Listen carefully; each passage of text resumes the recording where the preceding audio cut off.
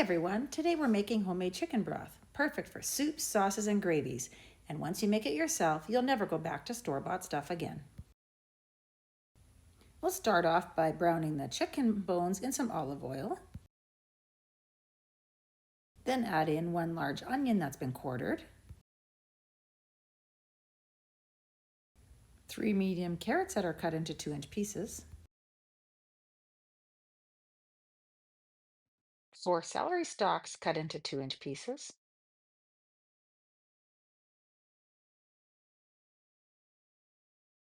half a cup of parsley leaves, 1 sprig of thyme,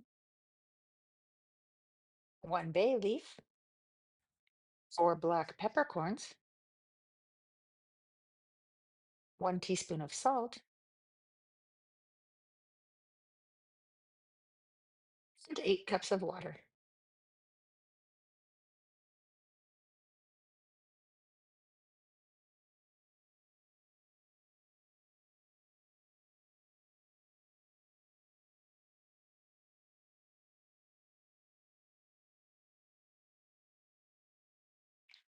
Put the lid on and pressure cook on high for 45 minutes.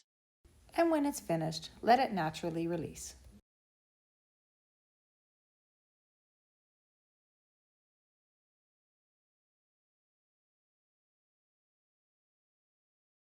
Then you'll want to strain out all the solids and pour through a fine mesh strainer into containers to keep in the fridge. Let it cool completely, then skim off any fat that rises to the top. And that's it. Rich homemade chicken broth made from scratch in under an hour. Perfect for soups, gravies, or anything you like.